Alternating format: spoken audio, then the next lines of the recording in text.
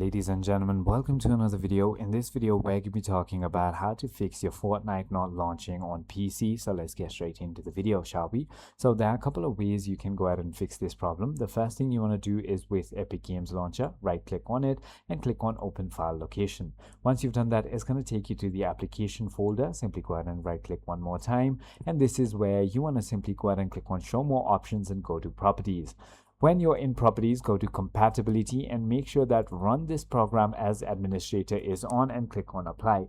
Once you've done that, you want to simply go to Security tab and then on All Users, make sure you click on Edit and Allow Full Control, which should go ahead and fix your problem. However, if it still doesn't, you might need to simply go ahead and launch your Epic Games Launcher. Go to the library and simply click on this triple dot option, click on Manage and uninstall and reinstall your Fortnite, which should go ahead and fix your problem. I hope this video clarifies everything for you. If you have further more queries, feel free to comment down below and I'll see you on the next one.